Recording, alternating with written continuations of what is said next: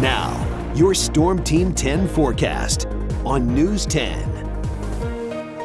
A winter weather advisory continues for the northern part of the News 10 viewing area, basically along and north of Interstate 70. And this is going to be in effect until 4 o'clock Eastern time tomorrow morning, though I think the precipitation will be done before that. That said, some lingering impacts can be expected even as we get into the overnight hours, as temperatures will be dropping as we go through the overnight hours. So as we look at the Storm Team 10 storm tracker, as expected so far, most of the precipitation staying on the frozen side north of Interstate 70, and it's been just a cold rain to the south, though right along the interstate we're seeing a little bit of a changeover. Now I will note that when you look at the storm tracker and you can see the legend up there, that depicts what radar is estimating is happening. Radar is shooting up in the sky, so it may be different than what is falling at your house. But as we've said, most of the activity so far in the frozen form has been north of I-70. We can see it's changed over to snow in Cumberland County, but even then there could be some sleet and freezing rain mixed up in some of this, and that's what we're really concerned with, because that could lead to a glaze of ice as we go through the evening hours and make roads get slick pretty quickly. More of that activity just to the south of Paris. A band of heavier precipitation, whatever form that may be, is sliding up to the northeast and will eventually head up toward the Clinton area,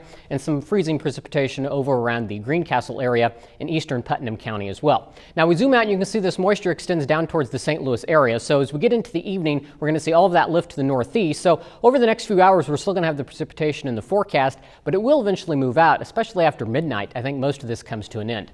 So Futurecast showing that, and again, that freezing line is going to be really close to the Interstate 70 corridor. So what that means for places like Casey, Marshall, Terre Haute, Brazil, you're going to be right on that line where it could get slick very quickly if temperatures stay below the freezing mark, or it may just end up being wet streets as we go through the evening with those temperatures above freezing. Just to the north of that's where we see the greater threat to see some of that ice build up, so places like Charleston, Mattoon, Paris towards Clinton and Rockville.